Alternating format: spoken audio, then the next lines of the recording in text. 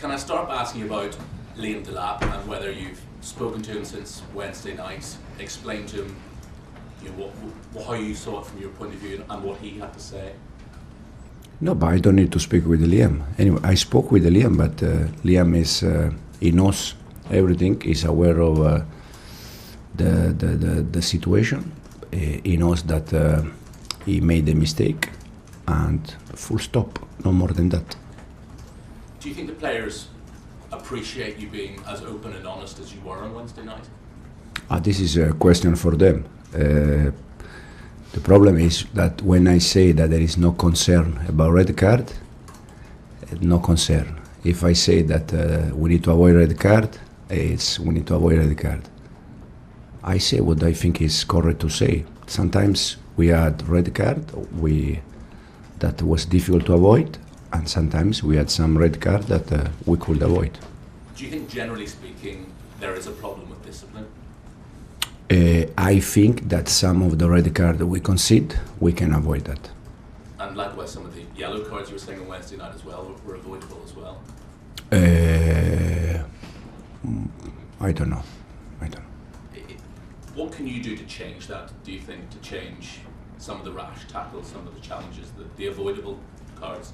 It's also something that we need to learn, something that we have to do better, and for sure, no doubt that in the future we're gonna be better also on that. Okay, we'll go to John, BBC.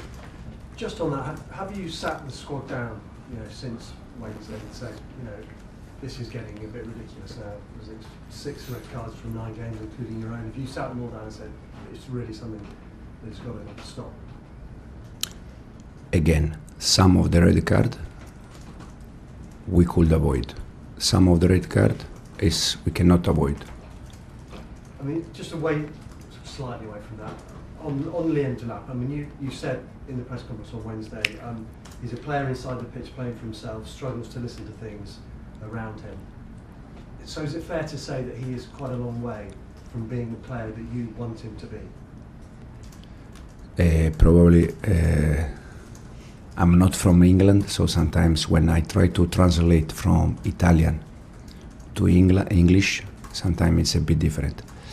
Liam, when he's inside the pitch, it's more focused to do his battle against the central defender than the rest. This was what I was telling, I was trying to say after that game.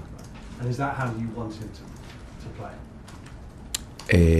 There are 2 players in this team, 3 players in this team that I know them better than the rest.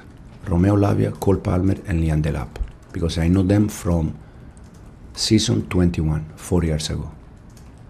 So I know Liam how is, and I know that Liam will be a fantastic player for us, but there are some things, like the rest, that he needs to improve.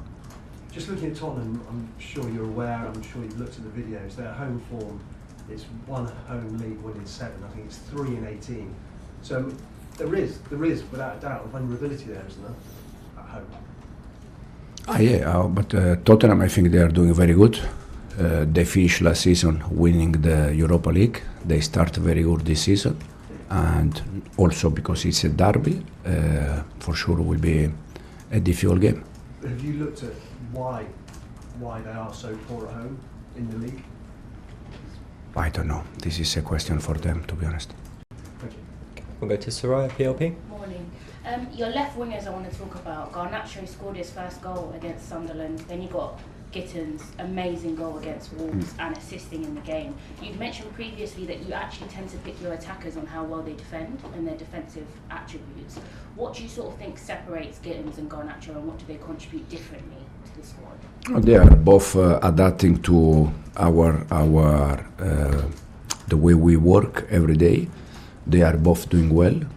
This is what we want from our wingers, score goals and assist. And it's good to have both doing well, so we can choose one or the other one. A few weeks ago, I spoke to you about set pieces. You're scoring them so well, second highest in the league. We'll speak about the conceding part. You've conceded the most shots from set pieces as well. What issue do you think it is? Do you think it's physicality on the pitch and the players that you have? Because aerially winning your duels has not been there, or covering the critical zones? Or do you think it's a mentality thing, or the aggressiveness? I think that set pieces, you are going to score goals and you are going to concede goal. The reason why, because if we say that when we concede we are not strong enough, so why we score? I think set pieces, there are teams that they score more goals, less goals, but at the end set pieces you are going to score and concede goal because there are action that it's so difficult to defend. Lastly, just want to talk about one of the tactical tweaks that you do in games. Sometimes you move Lavia or Caicedo to join the centre backs. What's the rationale behind that, and what role do you want them to play when they move into the back line? Yeah, it depends a little bit how the other team press, where we can find space, where we can find solution. Sometimes it's also to move a midfielder from that area because it's traffic, many players there, so we want to move some players out from that area. And depends a little bit on the, as I said, on the other team how they press. Okay, thank you. We'll go to Simon, Athletic. So, Hey Enzo, we talked to you about when you do long throw-ins. Have you been working on defending long throw-ins? Because that was another one in midweek that you conceded from. Is that something you've been working on this week, in particular because of Tottenham?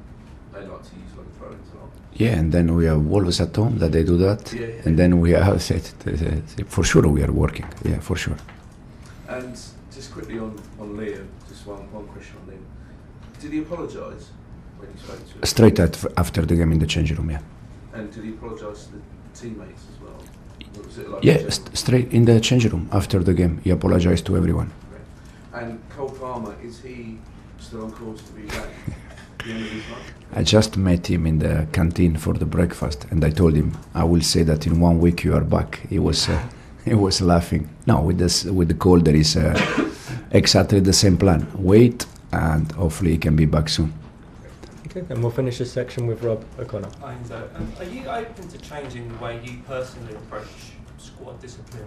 You're still a young manager. There's obviously room to evolve in terms of tactics and other areas. If the approach to discipline isn't working, can you see yourself becoming a more forceful personality with discipline? I think, as I said many times, I like to learn, I like to evolve. In this moment, I think we are trying to do everything to avoid this kind of situation, and hopefully we can learn and we can be better in the future. Okay, camera.